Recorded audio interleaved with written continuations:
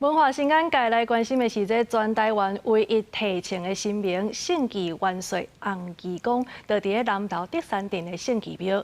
旧历9月初9是中阳，当时呢嘛是这洪基公的圣诞。对日式开始，这庙方呢是连续3天拢有举办庆祝活动。这几天啊，嘛有信众甲警察是特别来拜拜，甲洪基公祝寿。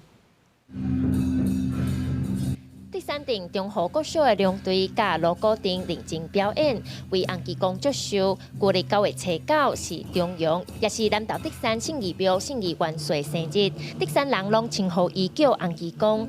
民众若有物件碰见，拢会来遮求。为咗物件嘛，拢有找转来。民众讲，顶2天啊，就民众车碰见，来请神明斗3天，结果过2天就找到车。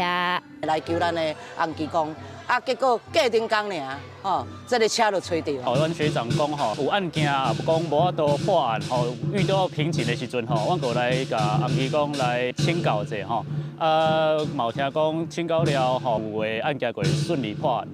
庙方也连续3天举办庆祝活动，除了念经做仪式，也为咗有供信众来祝寿。庙方表示，清朝的时，德山嘛是属于分灵的范围，圣义元帅是当时分灵的一位捕快，叫做苏阿乖。伫一届烧白土鬼的过程中，连同部属36人全部牺牲。地方民众甲因带伫树骹，风声半暝啊，在地人定定看到有一面像红旗的火光出现，村民就去石碑甲拜，伊也真灵性。所以伫民国38年，替洪基公刻一尊提称的金身。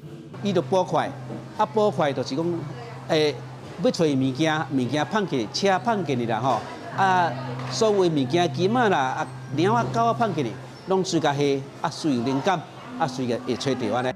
庙方表示，来请洪基公斗找的物件真侪款，有车有物件，嘛捌有人是要找猫仔狗仔。庙方也欢迎大家若有到德山，会当顺线来参拜这尊国内唯一提称的神明。记者叶平仪南投报道。